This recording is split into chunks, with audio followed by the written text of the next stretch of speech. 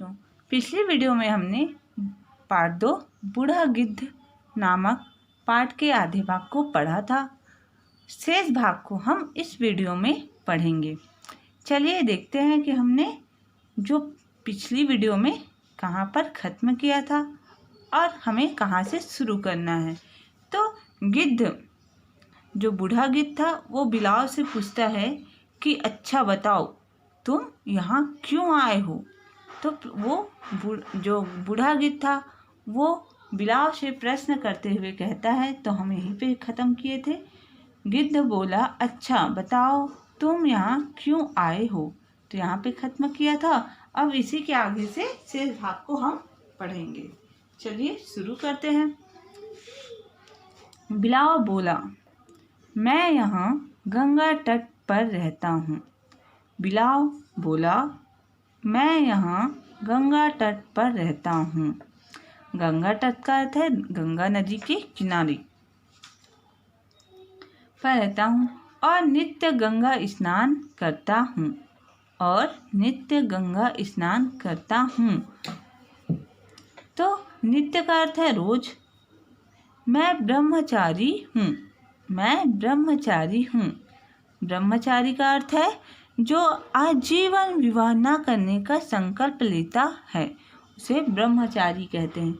ब्रह्मचारी का है, यहाँ पे हा के नीचे हलंत लगा है, जिसे हलंत, हा के नीचे जो चिन्ह है वो उसे हलंत कहते हैं। अब उस चिन्ह का उपयोग आधे के रूप में किया जाता है। जब किसी व्यंजन में ये हलंत लगाया जाता है तो उसका उच्चारण आधे व्यंजन के रूप में किया जाता है। अब यहाँ पे चिन्ह हा के नीचे लगा है तो इसका उच्चारण हम हा को पूरा नहीं, जब हा को पूरा हा नहीं पढ़ेंगे, इसका उच्चारण आधा हा के रूप में किया जाएगा। तो ब्रह्मचारी हूँ। मैं नित्य पूजा व्रत करता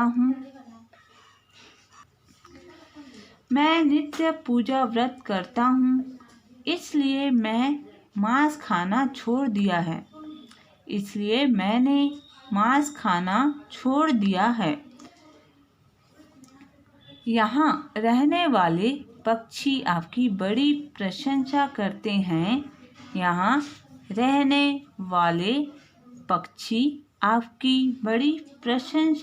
हैं। प्रशंसा का अर्थ है बढ़ाई, तारीफ। उन्होंने मुझे बताया कि आप बड़े धर्मात्मा और ज्ञानी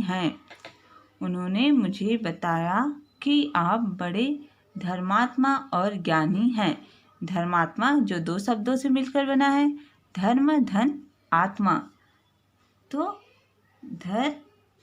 इसका उपयोग रा के रूप में किया जाता है, धर्मात्मा। और ज्ञानी अर्थात विद्वान, धर्मात्मा जो धर्म से जुड़ा हो। इसलिए आप पर भरोसा किया जा सकता है।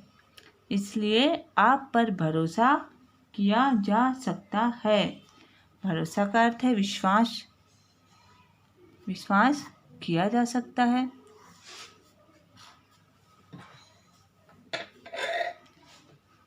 आप जैसे विद्वान, अभी जैसे मैंने बताया ब्रह्मचारी आधा हा, तो यहाँ पे भी हलंत लगा है तो दा का उच्चारण आधा दा के रूप में किया जाएगा। विद्वान से मैं धर्म के बारे में जानने के लिए यहाँ आ गया था। आप जैसे विद्वान से मैं धर्म के बारे में जानने के लिए यहाँ आ गया था। किंतु आप तो घर आए अतिथि को ही मारने दौड़ पड़े।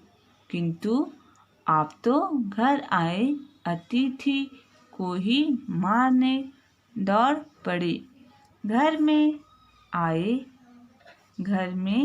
आए हुए शत्रु का भी उचित आतिथ्य सत्कार किया जाना चाहिए। आतिथ्य सत्कार का अर्थ है मेहमान मेहमान जो आते हैं उनका स्वागत। क्या आपने नहीं देखा, क्या आपने नहीं देखा कि वृक्ष काटने आए लकड़हारे को भी वृक्ष अपनी छाया देता है। वह उस पर भी उसी भाव से छाया करता है जिस भाव से अन्य पथिकों पर किया करता है। पथिकों का अर्थ है यात्री, जो रास्ता में चलने वाले यात्री होते हैं उनको पथिकों कहा जाता है। यदि किसी के पास उचित सामग्री ना हो तो सभी केवल मीठी बातों से ही उस अतिथि का स्वागत करना चाहिए। यदि किसी के पास उचित सामग्री ना हो तो भी केवल मीठी बातों से ही उस अतिथि का स्वागत करना चाहिए, क्योंकि अतिथि को तो देवता माना गया है। जो बूढ़ा गिद्ध था वो बिलाव से कहता है कि तुम यहाँ क्या करने आए हो? तो बिलाव कहता है कि मैं गंगा तट के किनारे रहता हूँ और मैं रोज़ इस गंगा का स्नान करता हूँ। मैं ब्रह्मचारी हूँ। ब्रह्मचारी जो मैंने बताया। बिलाव बूढ़ा गिद्ध को बताते हुए कहता है, अपनी मीठी मीठी बातों से फंसाने की कोशिश करता है कि मैं गंगा नदी के किनारे रहता हूँ और मैं रोज़ स्नान करता हूँ। मैं ब्रह्मचारी हूँ। जो ब्रह्मचारी, जैसे मैंने बताया, जो आजीवन विवाह न करने का संकल्प लेता हो। तो कहता है मैं रोज़, जो बिलाव था वो कहता है मैं रोज़ पूजा पाठ करता हूँ और मैं मांस खाना भी छोड़ दिया हूँ। तो मैंने आपकी बहुत, जो पक्षियों थे, जो चिड़िया थे, उनसे आपकी प्रशंसा यानी बड़ाई सुनी हुई है कि आप धर्मात्मा और ज्ञानी इंसान हैं। आप पर भरोसा भी किया जा सकता है। किंतु आप घर आए मेहमान को मारने दौड़ रहे हैं। तो जब उनका जो कहना था बिलाव का, वो कहता है कि जो अतिथि मेहमान होते हैं वो भगवान के समान होते हैं। जब तक उसको अच्छे से जान ना लो, पहचान ना लो, उनको मारना नहीं चाहिए। इस प्रकार वे अपनी मीठी मीठी बातों से जो बूढ़ा गिद्ध था उसे फुसलाने की कोशिश करता है, अपनी बातों में फंसाने की कोशिश करता है। बिलाव की बातें सुनकर गिद्ध बोला। बिलाव की बातें सुनकर गिद्ध बोला, भाई तुम तो बिलाव हो। भाई तुम तो बिलाव हो, स्वभाव से ही मांसाहारी। स्वभाव से ही मांसाहारी। अभी मांसाहारी का यहाँ पे अर्थ है जो मांस खाता हो, उसे मांसाहारी कहते हैं। इस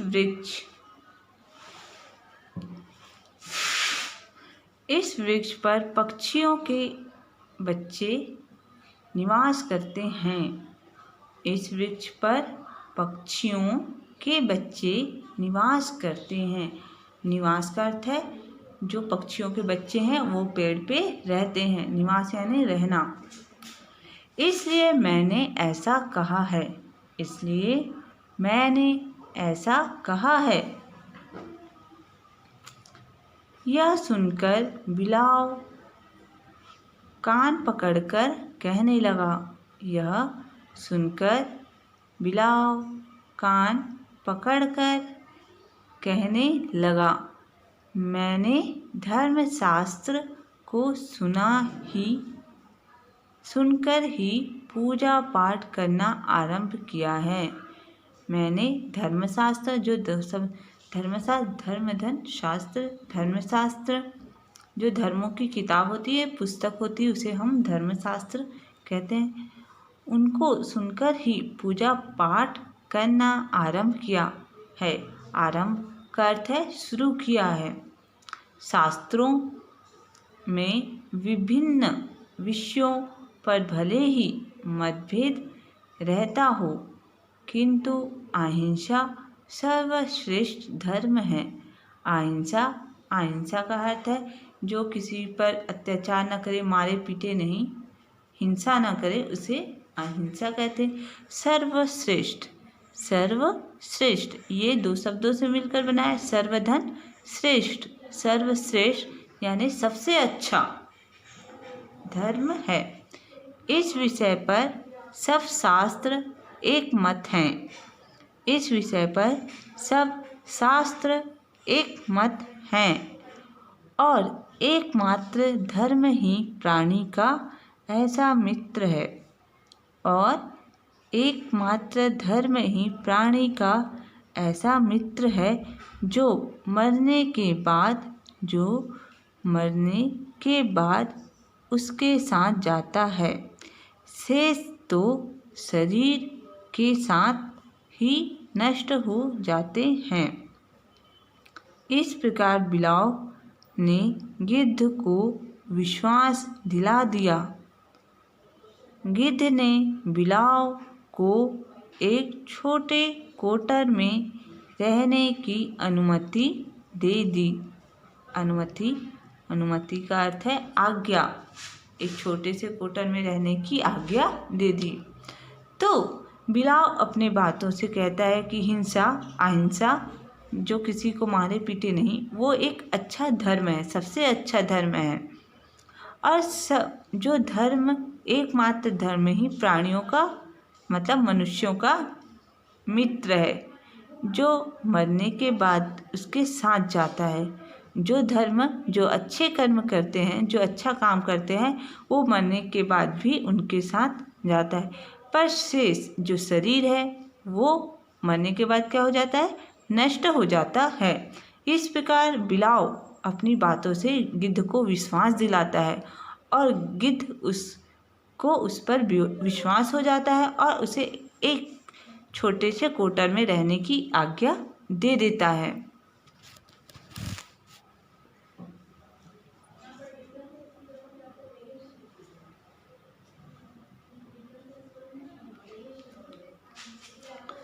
कुछ दिन बीत जाने पर बिलाव वहाँ की सारी परिस्थितियों को समझ गया।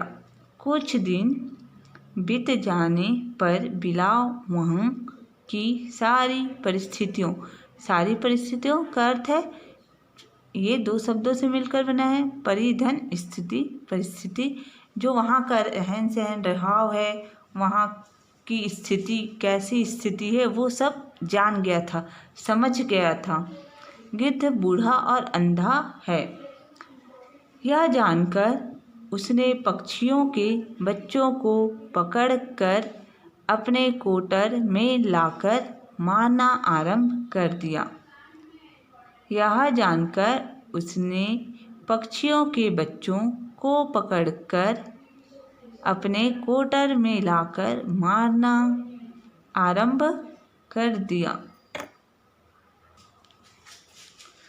वह पक्षियों के मरे हुए बच्चों की हड्डियाँ, जैसे कि मैंने आपको पहले ही बताया, यहाँ डा के नीचे भी आधा हलंत लगा है, तो ये आधा डा के रूप में प्रयोग किया जाएगा। चुपके से गिद्ध के कोटर में छिपा देता। अंधा होने के कारण गिद्ध को कुछ भी दिखाई नहीं देता था। वहाँ पक्षियों के मरे हुए बच्चों की हड्डियाँ चुपके से गिद्ध के कोटर में छिपा देता। अंधा होने के कारण गिद्ध को कुछ भी दिखाई नहीं देता था। जिन पक्षियों के बच्चे मारे गए थे उन्होंने चीखना चिल्लाना आरंभ किया। पक्षियों के बच्चे मारे गए थे।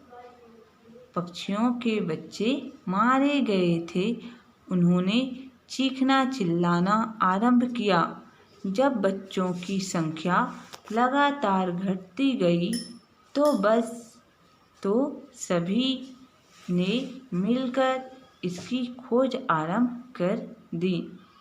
अब बिलाव को यह पता चल गया था कि बूढ़ा गिद्ध अंधा था, उसे दिखाई नहीं देता था, तो वो धीरे धीरे पक्षियों के बच्चे को मार मार कर खाने लगा और उनकी हड्डियों को जो बूढ़ा गिद्ध था जो अंधा था उसके कोटर में छिपा देता, क्योंकि बूढ़ा गिद्ध को दिखाई नहीं देता था। जब पक्षियों को पता चला कि उनके बच्चे जो मारे गए तो उन्होंने चीखना चिल्लाना शुरू किया और सबने एक योजना बनाई कि सबने मिलकर खोजना आरंभ कर दिया।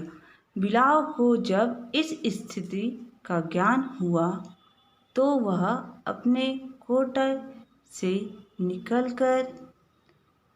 निकलकर भाग गया। पक्षियों को चैन नहीं था। उन्होंने गिद्ध के कोटर की भी तलाशी ली। यहाँ तलाशी का अर्थ है खोज। वहाँ उन्होंने एक कोने में हड्डियाँ देखी। सबने यही सोचा कि बूढ़े गिद्ध ने ही उनके बच्चों को मारकर खाया है। बस फिर क्या था? पक्षियों को गिद्ध पर इतना क्रोध आया कि बिना उससे कुछ पूछे उन्होंने उसको अपनी चोंच से मार मार कर अधमरा कर दिया। बिना उससे कुछ पूछे उन्होंने उसको अपनी चोंच से मार मार कर अधमरा कर दिया। अधमरा का अर्थ है आधा मरा। कुछ ही दिनों में बेचारा बूढ़ा गिद्ध मर गया। तो जब चिड़ियों ने बूढ़े गिद्ध की कोटर की तलाशी ली तब उन्हें जो उनके बच्चों की हड्डियाँ एक कोने में दिखाई दी और सबने सोचा कि बूढ़े गिद्ध ने उनके बच्चों को मारकर खाया है। और उन्होंने बूढ़े गिद्ध से पूछा नहीं कि कौन मारा है, और इतने गुस्से में पक्षियों ने गुस्से में आकर जो बूढ़ा गिद्ध था उसे चोंच से मार मार कर आधा मरा कर दिया। और कुछ दिन बाद जो बूढ़ा गिद्ध था वो मर गया। बच्चों, आपने इस कहानी से क्या सीखा? आपने सीखा कि अनजान व्यक्तियों पर जब तक उस व्यक्ति को अच्छे से पहचान ना लो, उस पर विश्वास नहीं करना चाहिए। ठीक है बच्चों, धन्यवाद।